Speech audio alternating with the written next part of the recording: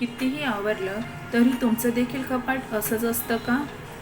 तर हे पहा, हे माझं कबर्ड 15 दिवस झाले की त्याची अवस्था हळूहळू अशी होत जाते आणि महिनाभरामध्ये पूर्ण कपाटामध्ये पसारा होऊन जातो.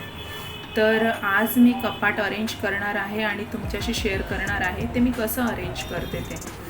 आता इथे मी पूर्ण कपाट कॉलिननी क्लीन करून घेते. जिथे जिथे मला धूळ वगैरे दिसते त्याचे काणे कोपरे सर्व मी कॉलिननी क्लीन करून घेणार आहे.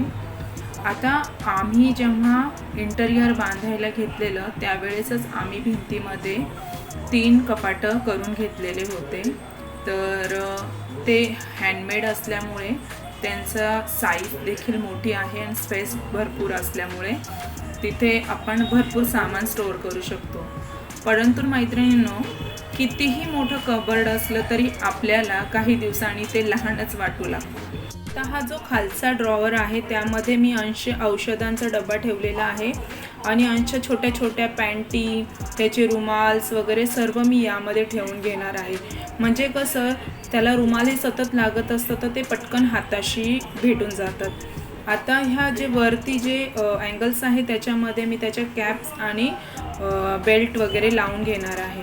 आणि जो वरचा ड्रॉवर आहे त्यामध्ये माझे छोटे छोटे इनरवेअर्स वगैरे जे काही लागतं त्या छोट्या छोट्या सर्व वस्तू मी यामध्ये ठेवून देणार आहे. आता हा वॉर्डरोवर मी व्यवस्थित क्लीन करून घेतला आणि यामध्ये पुन्हा मी माझे कपडे अरेंज करायला लागले. तर होतं काय मैत्रिणींनो, आपण वॉर्डरोवर हे व्यवस्थित ठेवतो बट आपण ते क्लीन करत नाही आणि मग क्लीन केलं नाही तर आपले कपडे देखील घाण होतात. तर नेहमी वॉर्डरोवरमध्ये कपडे अरेंज करायच्या आधी त्याला व्यवस्थित क्लीन करायचं.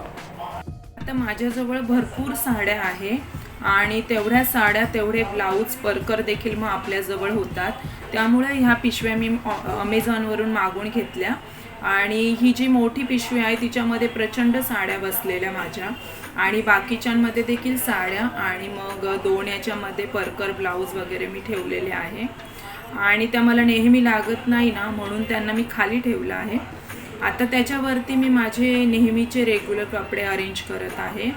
तर मला देखील शॉपिंगचा खूप क्रेज आहे असल्यामुळे मग मी भरपूर शॉपिंग करत असते आणि त्यामुळे मग माझे कपडे देखील जास्त होतात आणि पसारा देखील जास्त होतो. त्यामुळे मी अशा पिशव्या विकत घेते ज्यामध्ये आपल्याला जे बाहेर वगैरे जाण्याचे कपडे आहेत ते ठेवता येतात आणि त्यामुळे मग पसारा देखील होत नाही. ही माझी वेट मशीन आहे. तर मी वेट मशीन अंशसाठी पण घेतलेली आहे. त्याच्याने मला कळत राहतं की त्याचं वजन किती आहे काय. रेग्युलरली मी त्याचं वजन वगैरे चेक करते. आता ही जी सेकंड बॅग आहे हिच्यामध्ये माझे बाहेर वगैरे किंवा मग पार्टीवेअर कपडे सर्व याच्यामध्ये मावून जातात. तर अशा पद्धतीने मी ही याच्यामध्ये ठेवून घेतलं आणि ही मी या खालच्या खाणामध्ये ठेवून देते. तर यामध्ये देखील थोडेफार कपडे आहेत ते पण मी ठेवून देते आणि अशा पद्धतीने माझा वॉर्डरोवर मी सेट केलेला आहे. नेहमीच मी एकसारखा वॉर्डरोवर ठेवत नाही. माझा वॉर्डरोवर ठेवण्याची पद्धत नेहमी चेंज होत असते. तर यावेळेस मी असं अरेंज केलं आहे. तर माझ्या बाळाचे आणि माझे कपडे मी अशा पद्धतीने याच्यामध्ये सेट करते. तर आपण ठरवलं तर आपल्या वॉर्डरोवर देखील सुंदर दिसू शकतो.